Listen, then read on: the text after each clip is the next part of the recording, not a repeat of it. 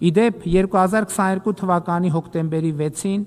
Պրահայում տեղի ունեցած Եվրոպական քաղաքական համայնքի առաջին գագաթնաժողովում էր, երբ Հայաստանն ու Ադրբեջանը Ֆրանսիայի եւ Եվրոպական միության կազմակերպած հանդիպման արդյունքներով առաջին անգամ պայմանավորվեցին Ալմաթայի հռչակագրի հիման վրա ճանաչել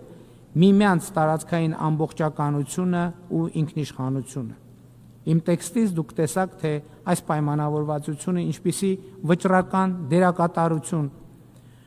ունեցավ եւ չափազանց կարևոր է այդ համաձայնությունը եւ Պրահայի այս համաձայնությունների ձեռքբերման հարցում ուզում եմ հատուկ ընդգծել հատկապես Ֆրանսիայի նախագահ Էմանուել Մակրոնի առանձնահատուկ դերը եւ անհատական ջանքը։ Հարգելի նախագահող, ձերդ գերազանցություններ, հարգելի գործընկերներ, տիկնակ եւ պարոնայք։ 2026 թվականի հոկտեմբերի 18-ից 30-ն էլ Հայաստանում տեղի է ունենալու ՄԱԿ-ի կենսաբանական բազմազանության մասին կոնվենցիայի կողմերի 17-րդ համաժողովը եւ ինձ համար պատիվ է բոլոր երկրների եւ կառավարությունների ղեկավարներին հրավիրել մասնակցելու Երևանյան այդ համաժողովին։ Հույս ունեմ այդ ժամանակ արդեն ՄԱԿ-ի գլխավոր ասամբլեայի 81-րդ նստաշրջանում զեկուցած կլինեմ, որ Հայաստանի եւ Ադրբեջանի միջև հաղորդության եւ միջպետական հարաբերությունների հաստատման մասին համաձայնագիրը առնվազն ստորագրված է,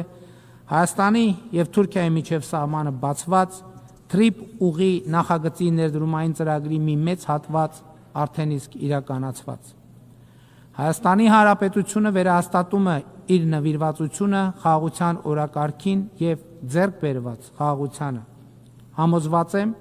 Ադրբեջանի հետ սերտ երկխոսությամբ, տարածաշրջանային երկրների եւ միջազգային հանրության աջակցությամբ մենք այլևս երբեք չենք շեղվի խաղաղության ուղեգծից։ Կեցցե երկխոսությունը, կեցցե դիվանագիտությունը, կեցցե խաղաղությունը։ Շնորհակալ եմ։